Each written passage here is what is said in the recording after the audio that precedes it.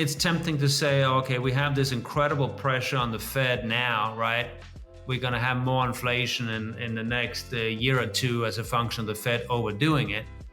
But what's the Fed actually going to do? You can have an ironic situation where all the name calling and Powell is late narrative actually makes him late. We have a very interesting situation here where the September meeting is kind of like crunch time for the Fed. If there are real issues with, fiscal dominance, debt levels getting too high, Fed independence being in question, I can imagine a situation where... This episode is brought to you by VanEck Semiconductor ETFs.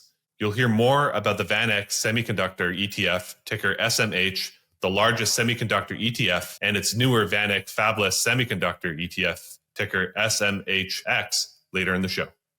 Nothing said on forward guidance is a recommendation to buy or sell any investments or products. This podcast is for informational purposes only, and the views expressed by anyone on the show are solely their opinions, not financial advice, or necessarily the views of Blockworks. Our hosts, guests, and the Blockworks team may hold positions in the company's funds or projects discussed.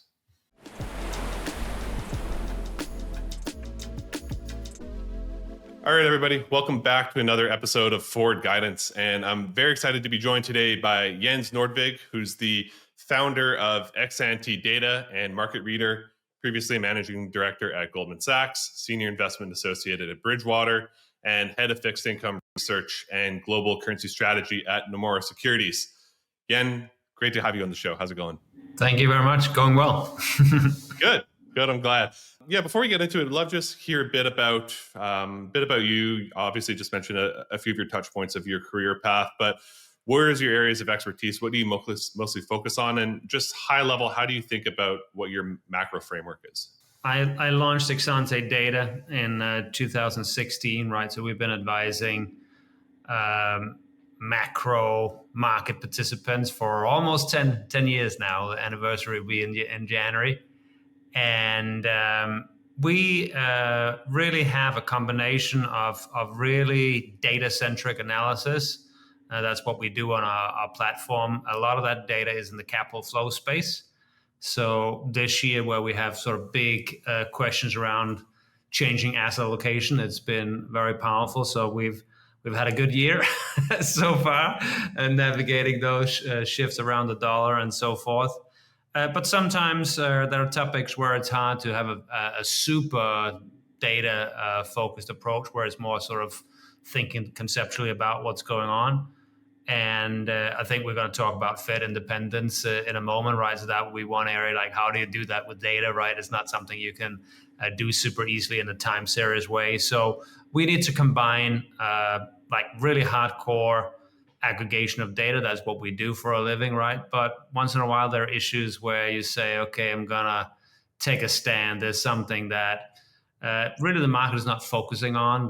Maybe there's no data to track yet and that kind of thing. So we do both.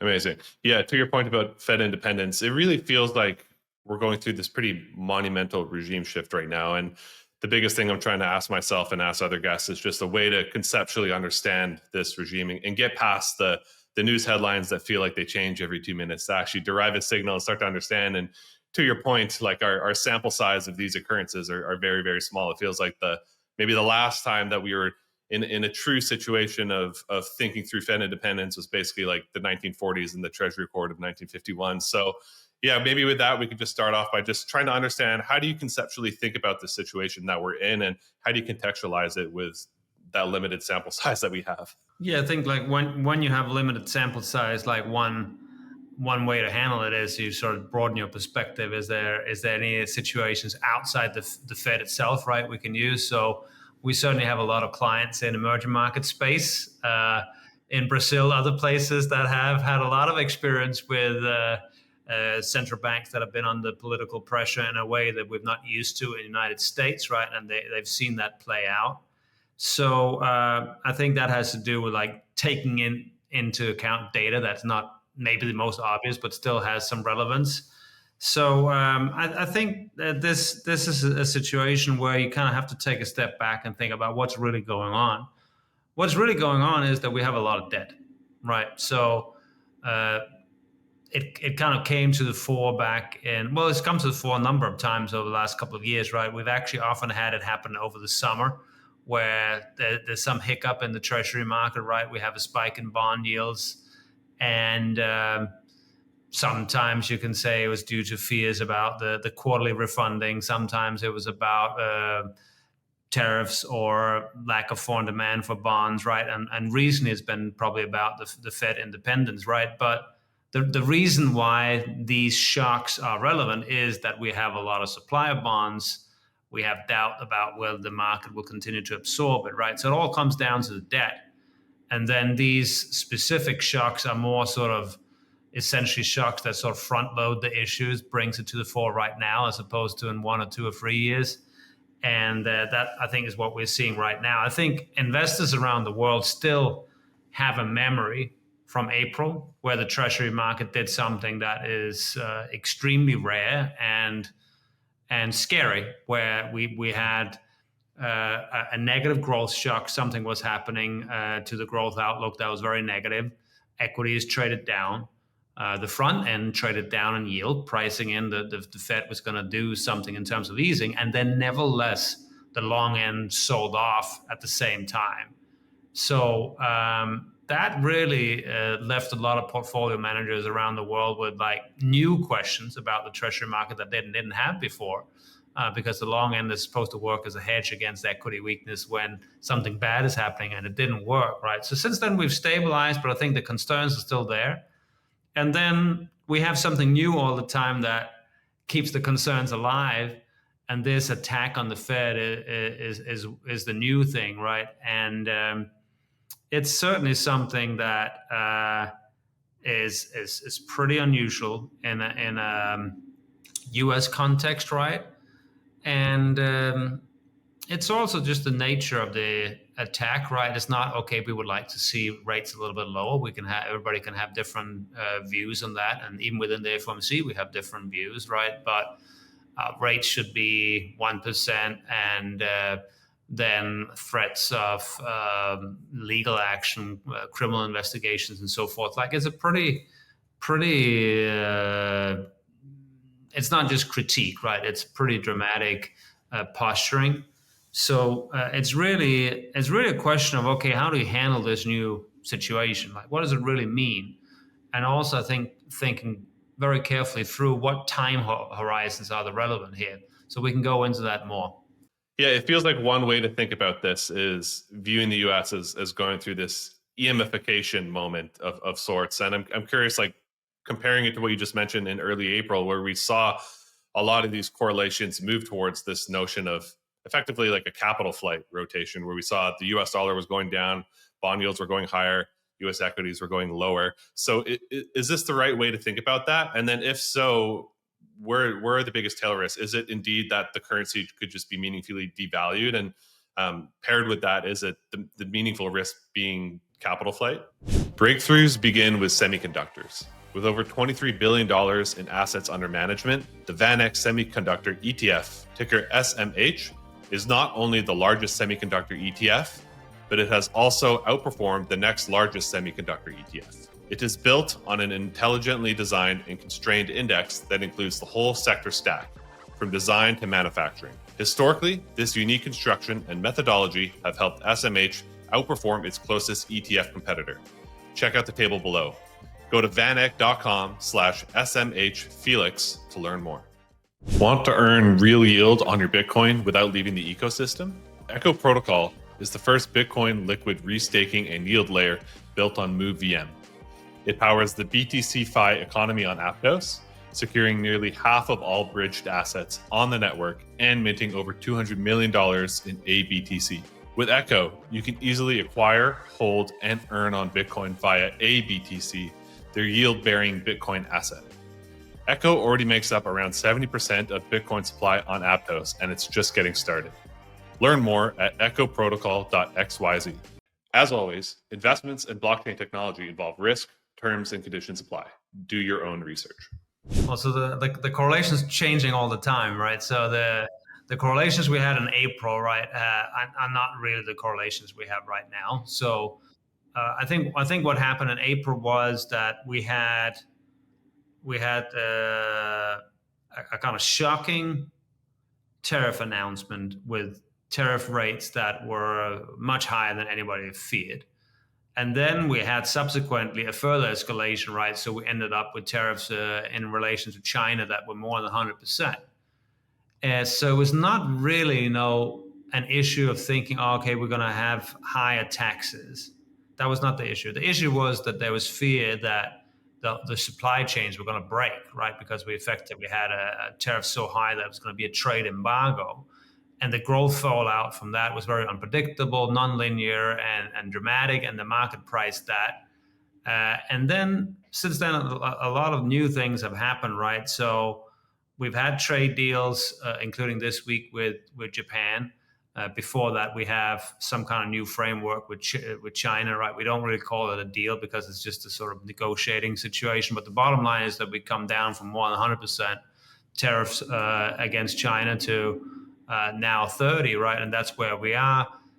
Japan has a 15% number. So we still have tariffs, much higher tariffs than before.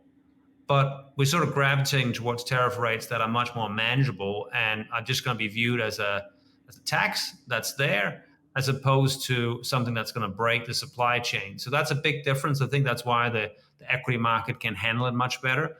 And it's the reason why also the correlations have kind of normalized. Long end yields are still high, right? But we've seen a bit more stability in the long end. So it's a pretty different regime now.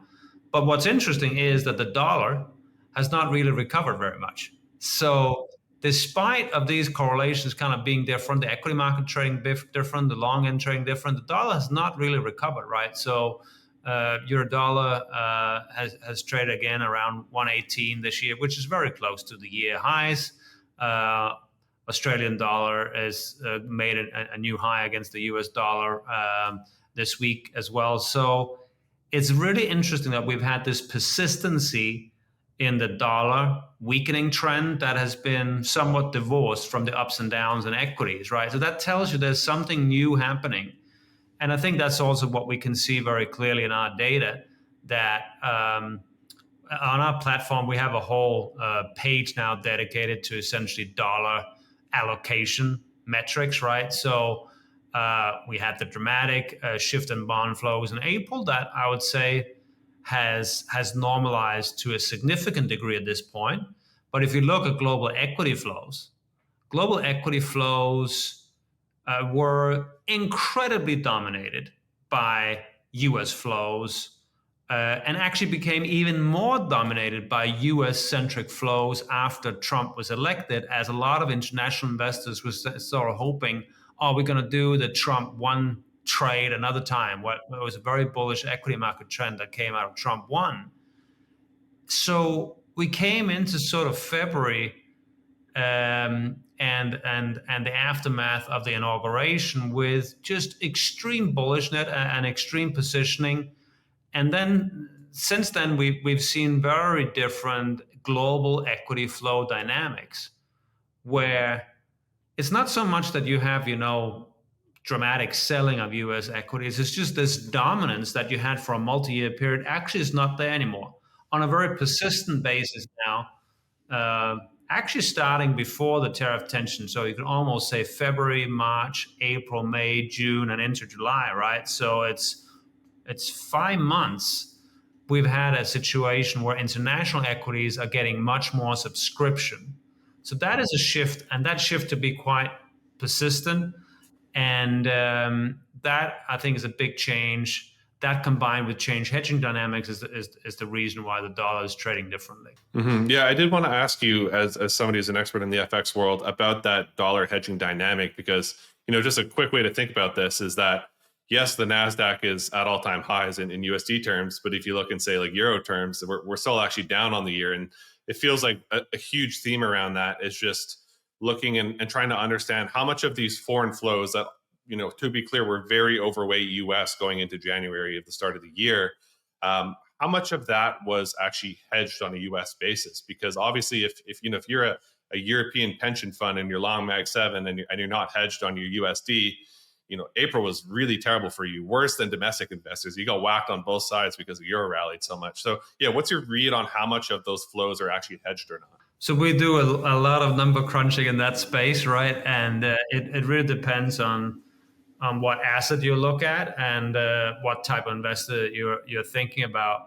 And I can also look at my calendar. So my calendar has some interesting meetings in it, and a lot of those meetings that are now planned for August and September are with large institutions that want to talk about hedging and are not used to hedging at all.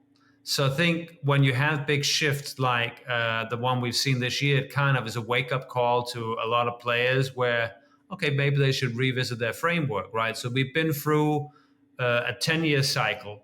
The dollar started to rally in the summer of 2014, and it effectively rallied, not every week, but on a trend basis, it rallied until January this year, right?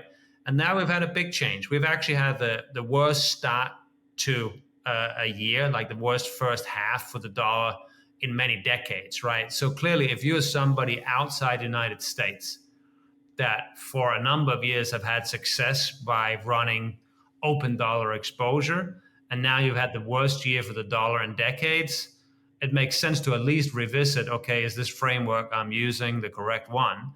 And I think this is what's happening right now, that if you look at sort of the sequence of things, I would put it in four stages. So you have a first stage where there's a bunch of hedge funds, very fast players in the market that can change their posture in the dollar, right? So that can happen within days.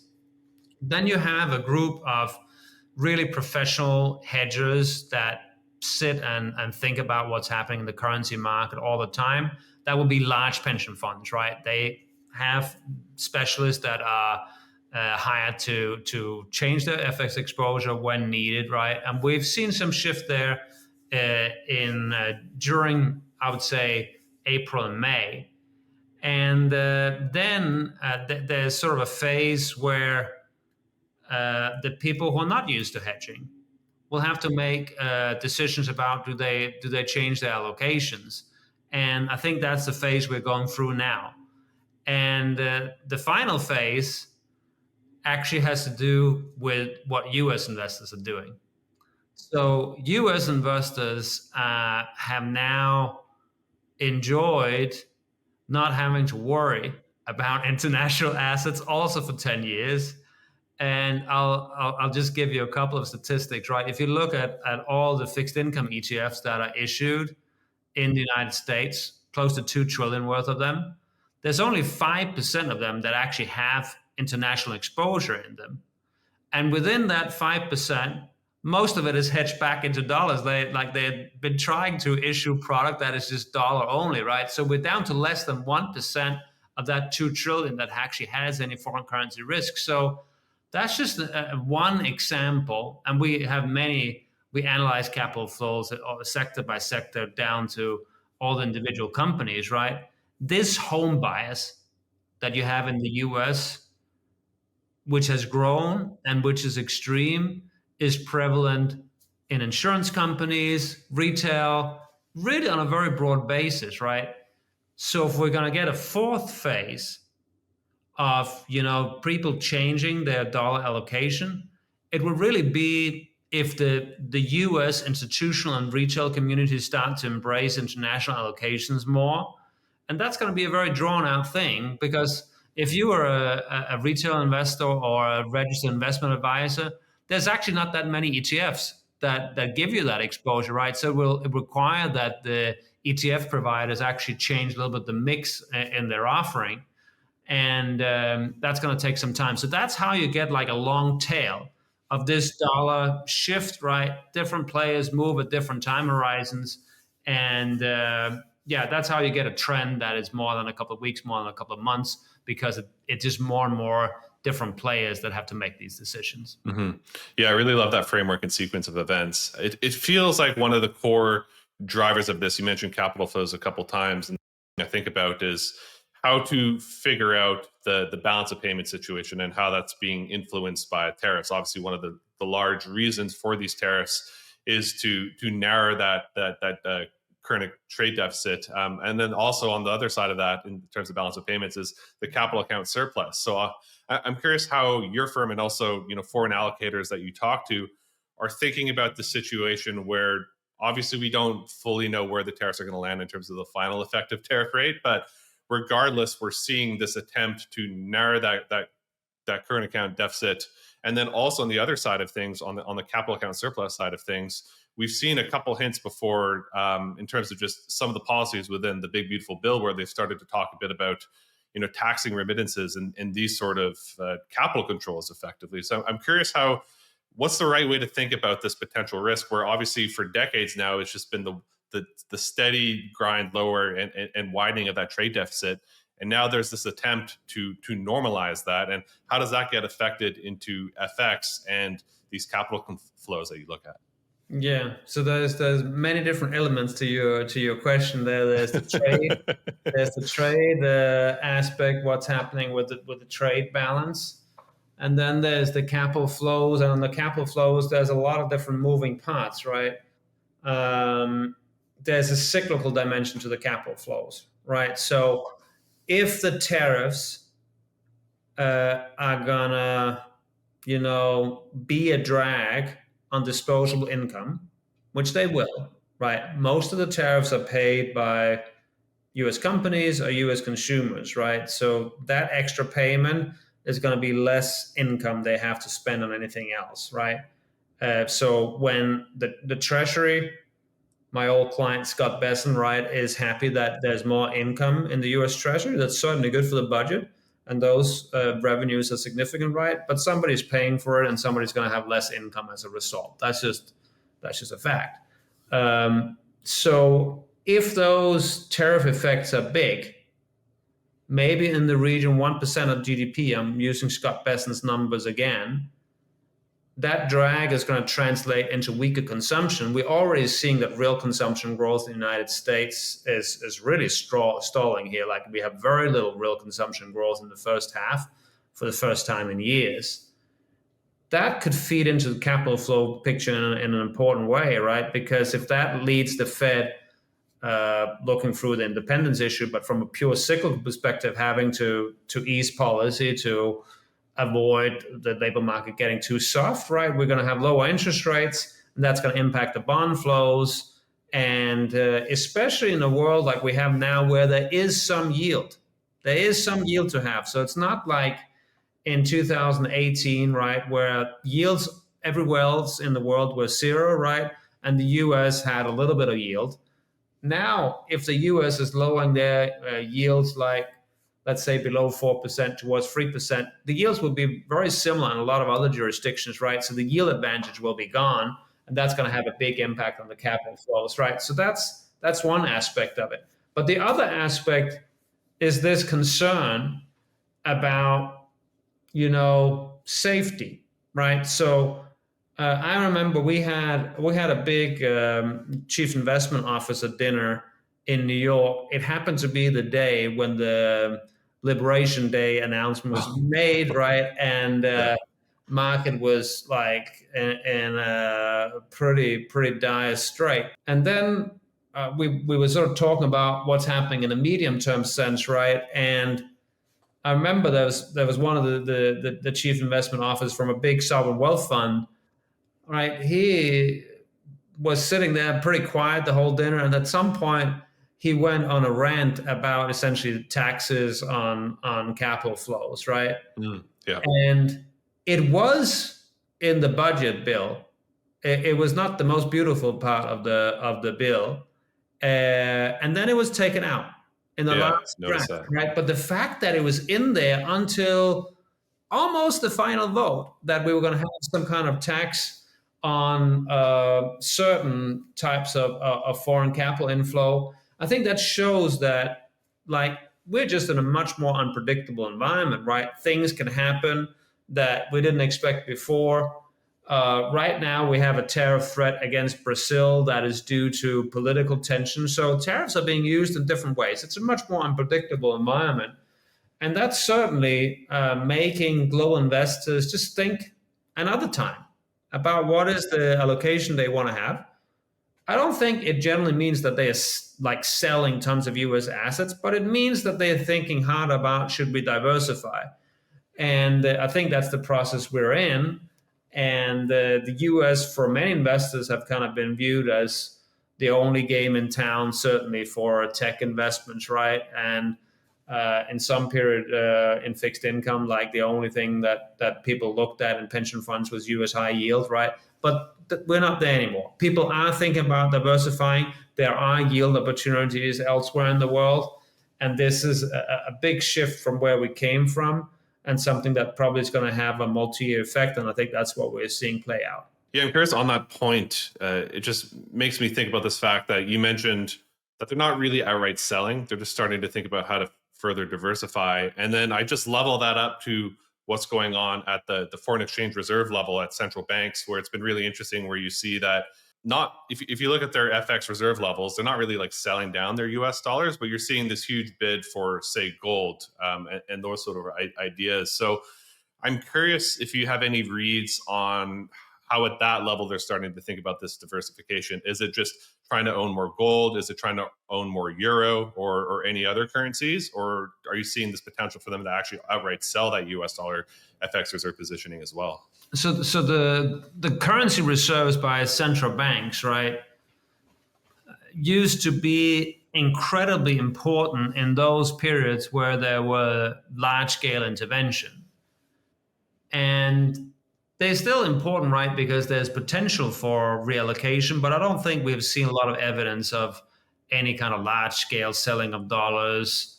The exception is the gold trend, right?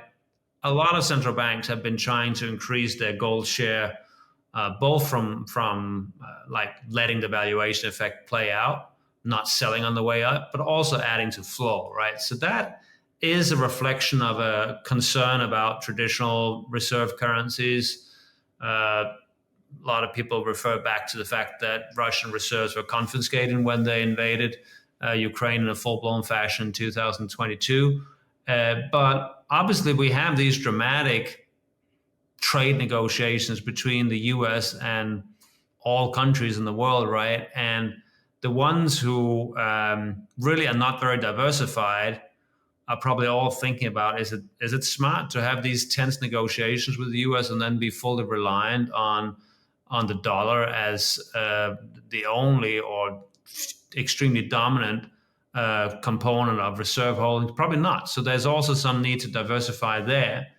And it's interesting that the Europeans, which have never really endorsed the euro in an active way as a reserve asset, have actually started to do that more.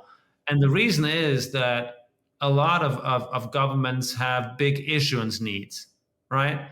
So it's a clearer situation now for the Europeans that they actually need foreign buyers of their bonds, and therefore sort of endorsing the euro as an alternative reserve currency to the dollar actually is more forwardly like beneficial for them now than in the past, because they need a lot of foreign buyers for bunds and so forth because they have bigger issues. So there's a lot of shifts going on in that space, and the Fed independence is a part of that as well, right? Totally. If there are question marks around, is the Fed always going to be, a hard central bank that sticks to the inflation target, or they're going to get softer and softer over time as the debt concerns and political pressure forces them to, be too easy and not get quite to target? That's very relevant for the holders of currency reserves, and I think those things are not something you're going to see in the flows on now. They've shifted from Monday to Tuesday in a dramatic way, but these are underlying trends. You can also see it with gold, right? We had that signal from the Ukraine war starting in early 22. It took some months before the gold flow started to shift, right? These are not hedge fund flows. These are long-term semi-governmental flows that react in a slightly different time frame, actually. Okay, so just to round out our conversation here on Fed independence and sort of the secondary effects on currencies, it feels like everybody's waiting for the shoe to drop on this next leg lower in the US dollar. And I'm curious if you think that the only thing, like if you look at dollar positioning, it's very, very short right now. So I'm curious how you think about, is the last thing holding the dollar up right now just this lack of movement from the Fed in terms of cutting? And if so, if we get to this point, this time next year where we see, I don't know, 200 basis points of cuts, is that going to be the catalyst to finally see that shoe to drop and see the dollar lower? How do you think about the effect of the rate differentials of these changing rates coming lower on the currencies? Using a similar philosophy to SMH, the VanEck Fabless Semiconductor ETF, ticker SMHX, goes even deeper, exclusively investing in fabless semiconductor innovators designing AI infrastructure behind the scenes. We're talking high bandwidth memory, power management chips, custom accelerators, and ultra-fast interconnects, the critical components that make large AI models run faster, smarter, and more efficiently. Go to vaneck.com/SMHXFelix to learn more. Let's talk about BTC-Fi and why Echo Protocol is critical to it. Echo is the second largest protocol by TVL on Aptos. It secures nearly half of the bridged Bitcoin on the network, with $200 million plus in ABTC already minted. So what does Echo do? It lets users restake Bitcoin, earn yield, and participate in BTC-Fi apps on Aptos, all without giving up control of their core Bitcoin exposure. With just a few clicks, you can mint ABTC and start earning yield, backed by the most dominant Bitcoin layer in the Aptos ecosystem. If you're looking to put your Bitcoin to work in a secure, high-growth environment, Echo Protocol is where BTC-Fi begins. Learn more and start earning at echoprotocol.xyz. As always, investments in blockchain technology involve risk, terms, and conditions apply. Do your own research. If I'm going to simplify a little bit, if I think about my dollar forecasting framework, there's sort of two main variables that we have historically put the most weight on.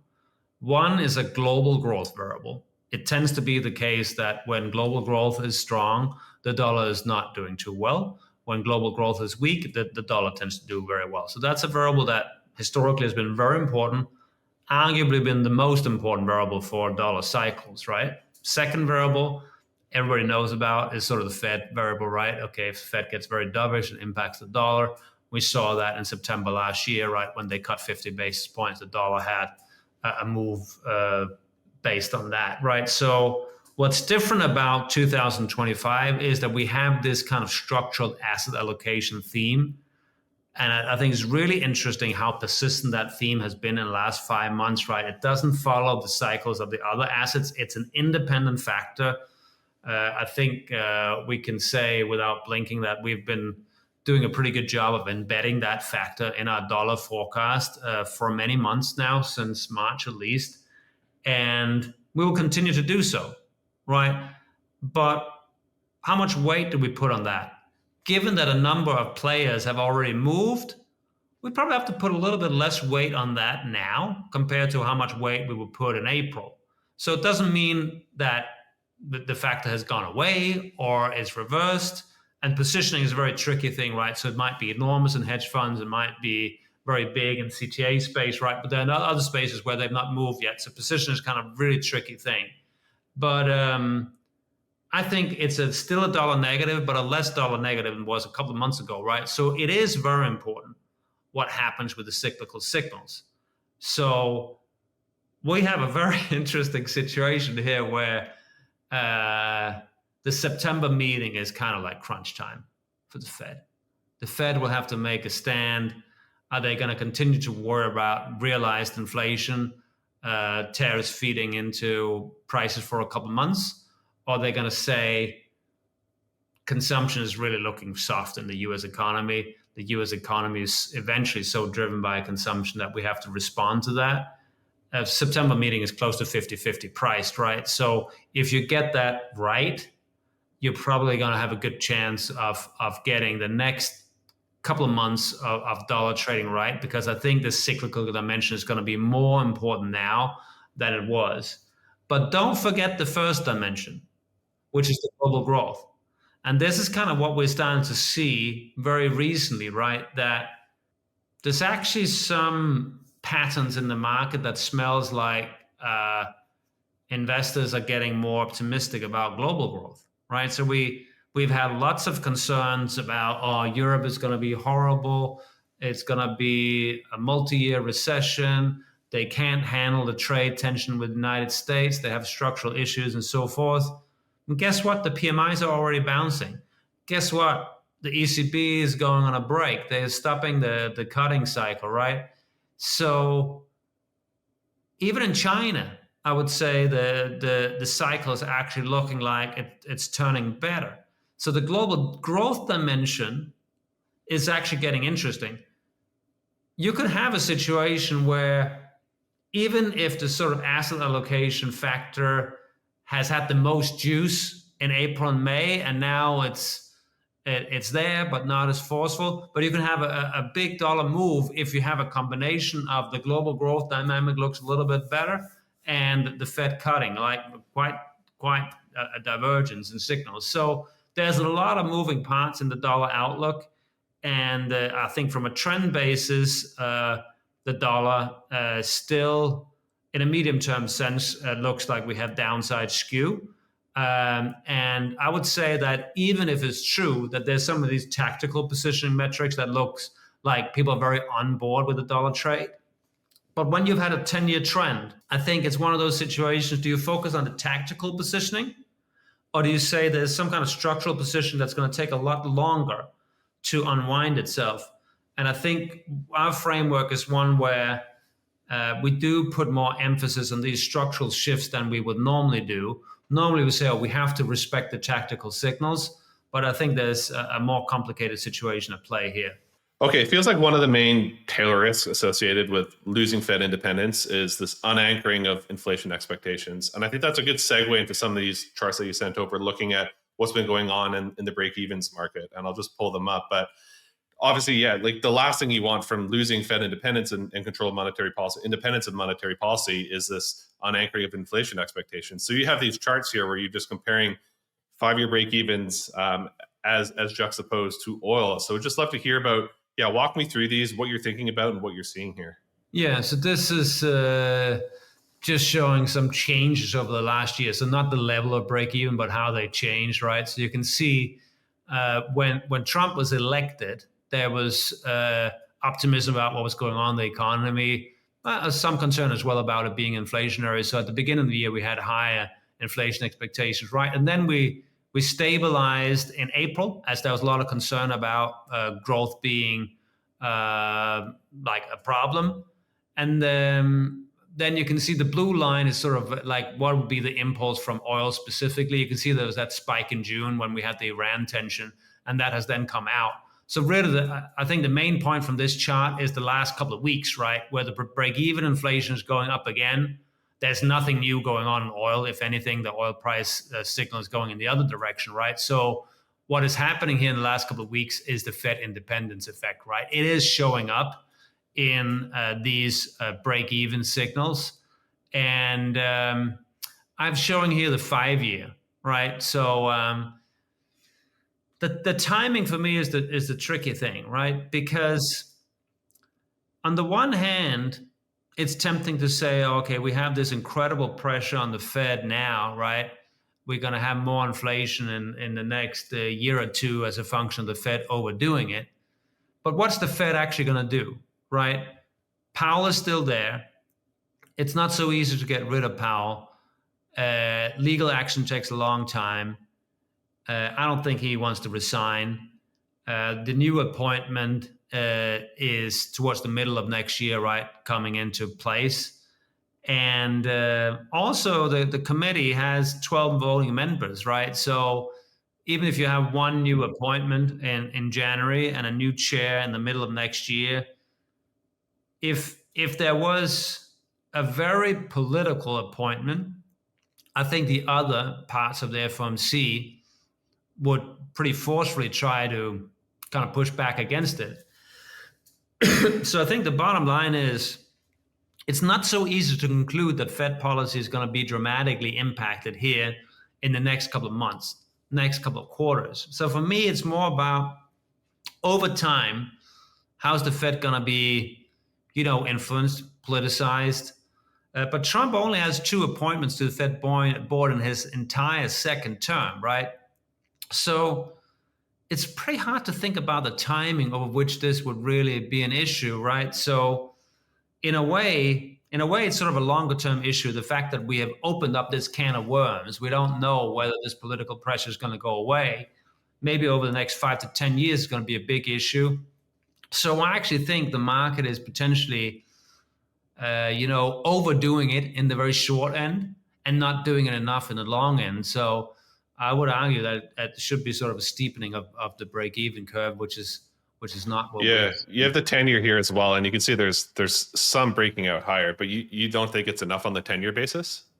Like you can kind of look at this 10-year break-even, right? So this is showing, I guess, 5-6 years of history, right? And we haven't really broken out. So obviously the spikes we had in 22 was a function of realized inflation being a lot higher, and that mapped into the forward-looking expectations. But even if we compare all the way back to 2007, 2008, last time we had like a boom cycle, the current level of break even is not that high. So if there are real issues with fiscal dominance, debt levels getting too high, Fed independence being in question, I can imagine a situation where the longer end would move more. So we'll think about whether there's opportunities there. I think the opportunity is more in the long end than in the short end. Like, it's always complicated, right? We have a big AI theme going on in the background that is really from a pure macro perspective, like a deflationary impulse. So maybe the market is trying to sort of balance those two things. If it was just a Fed independence issues, I think we should be moving more. Yeah, totally. Yeah, let's get into that a little bit and its reflection in the long bond, because it's, to your point, it feels like we've been basically ranging in it for the past, I don't know, year and a half or so, and it feels like we get to these very emotional extremes on both ends, and it feels like it's trying to balance it out. Earlier in the conversation, you did mention that you felt like long bond yields are relatively high, and I'm just curious, yeah, how do you think about the long bond at this stage? And especially when you think about, okay, the last time that the Fed cut meaningfully last fall and they cut 50 bips, the long end sold off pretty significantly.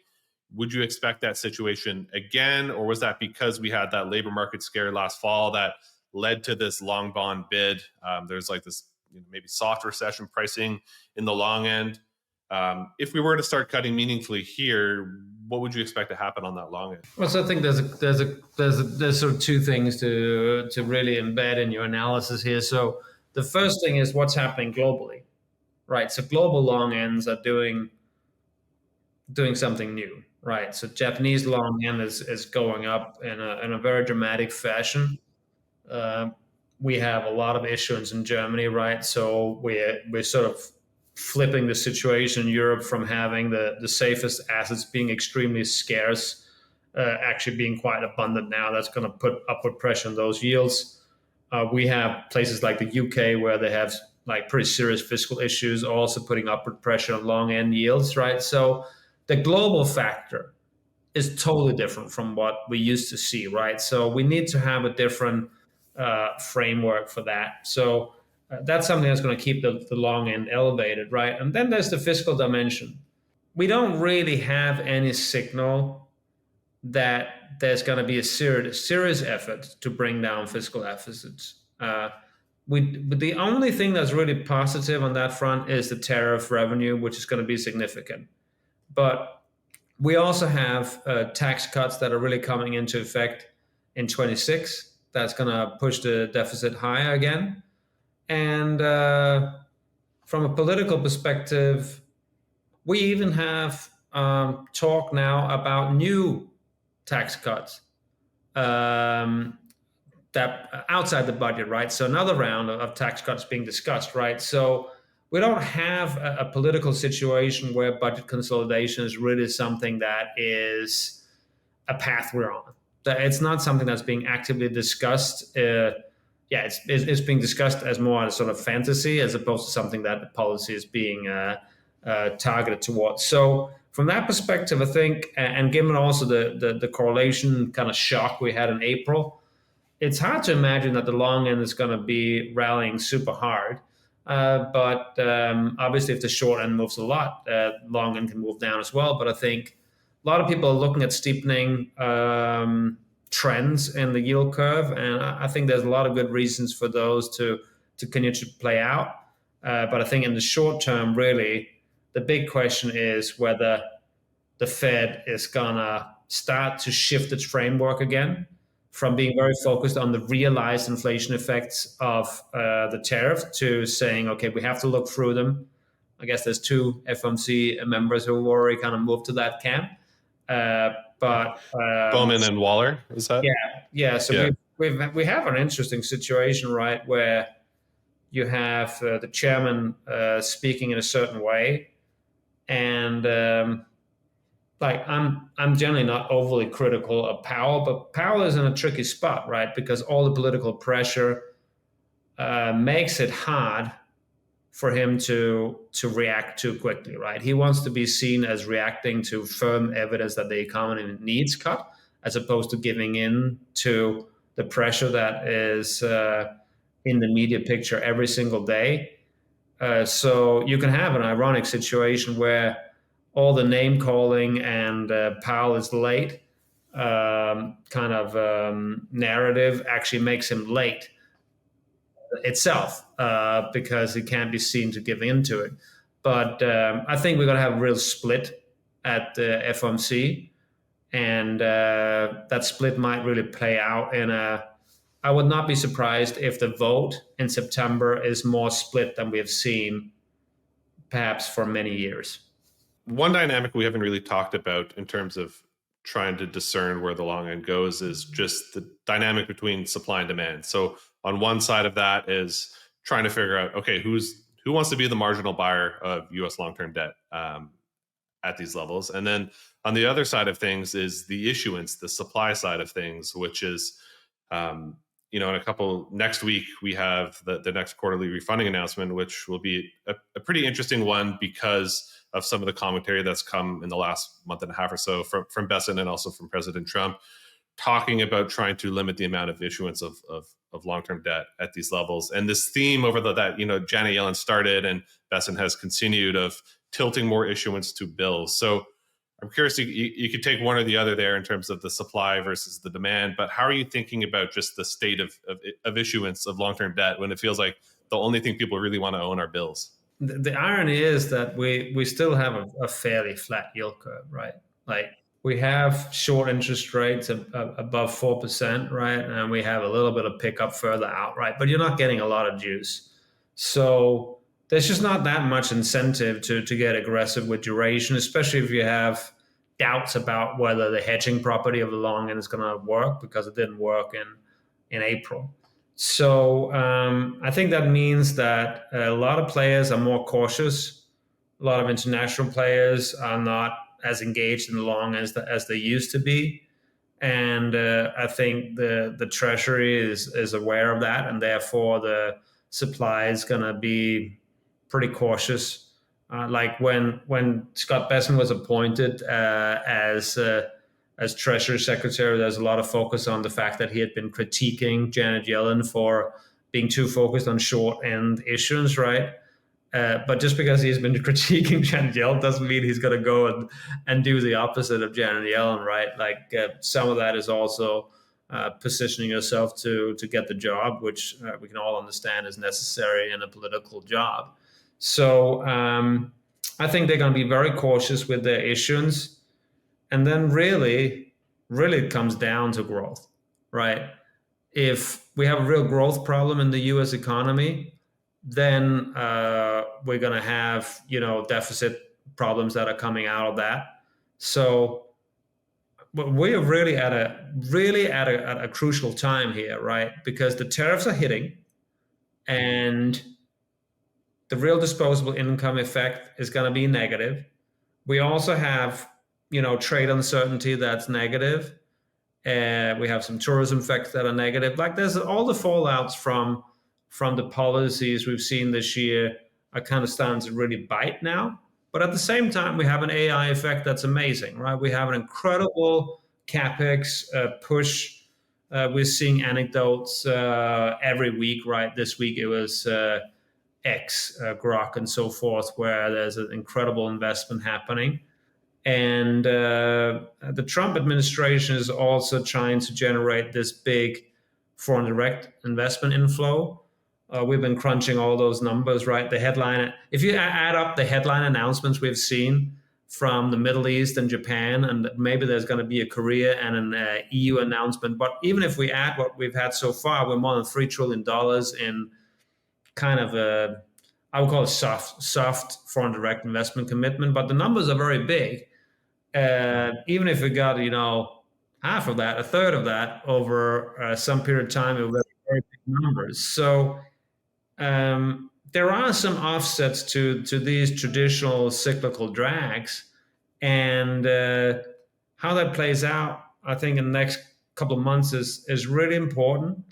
And I would say, from a rates trading perspective, like what we have recommended clients to do early in the year was to do trades that said, okay, eventually the Fed will have to cut, but they're not going to be able to go quickly, right? So we've seen that in the curve, right, where curve is still pricing a lot of cuts, but they've been moved from the summer of 25 to essentially, a lot of it is concentrated in the final quarter of this year and the first half, right? So that trade has played out, right? But I think now we're getting into a point where if the market prices out September more, it can become a very interesting risk reward to say, okay, probably the Fed will get started around that point in time. And rates are still pretty high, right? So if the Fed feels that there is a need to provide insurance for the labor market, right, we can certainly go meaningfully lower. Like, I think it'll be relatively easy for them to do 100 basis points. And I think there's also kind of recency bias here, that a lot of people are thinking, oh, just because interest rates have been around 4 or 5% for a couple of years, it's hard to go much lower than that now. I don't think that's how the Fed thinks about it. I think the Fed thinks, okay, if the labor market needs help, it will continue to provide more and more help, right? And that's how you get free cuts first, you get another one, and you can certainly get to more than 100 basis points, especially because the tax cuts in the budget bill are going to work with a lag, right? So it's really going to be mostly from the summer of next year that those cash flows will be relevant. So we have a year here where we kind of have to survive without that help. And that's probably the window where the Fed will be likely pushed to do something meaningful. But the question is whether they're going to start in September. That's going to be a fun thing to try to trade. Yeah, big time.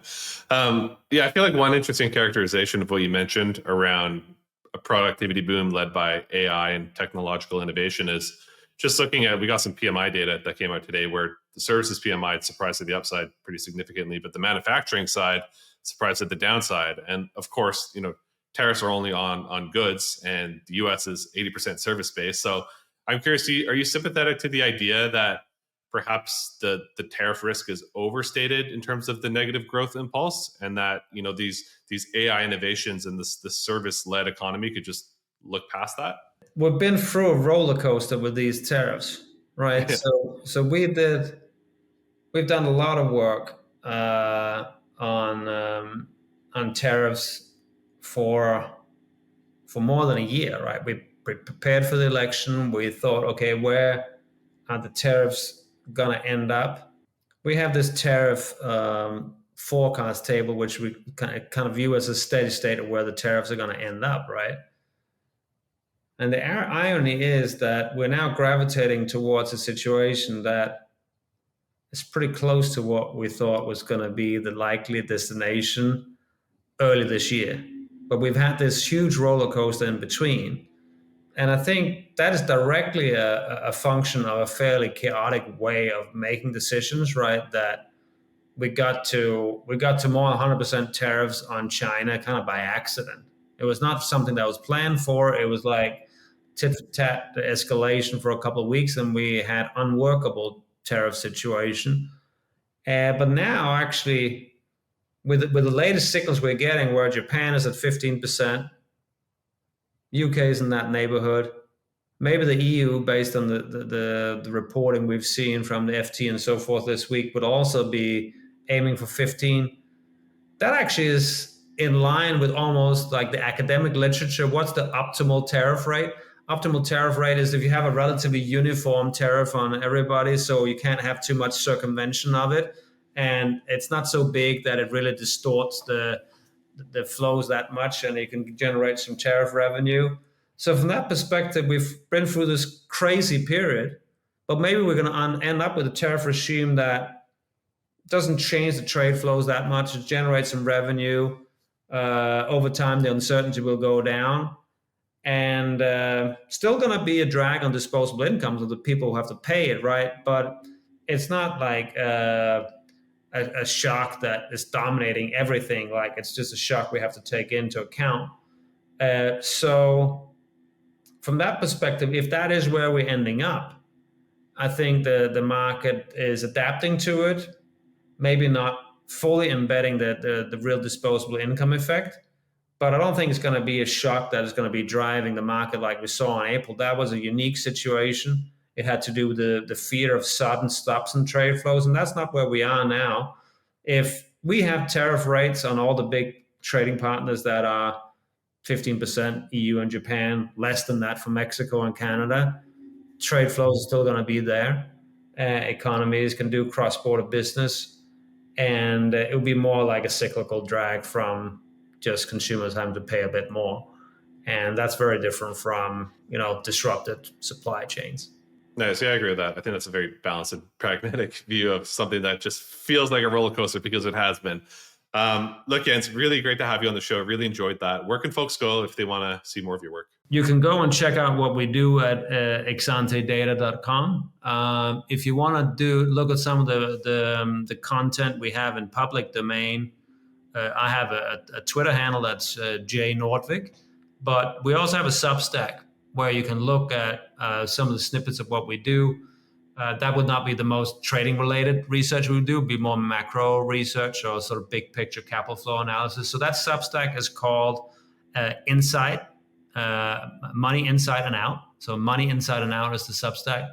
And that's a good way to get a sense of what we do. Amazing. Well, I really appreciate you joining. I enjoyed that a lot. Appreciate it. Thank you very much. Thank you.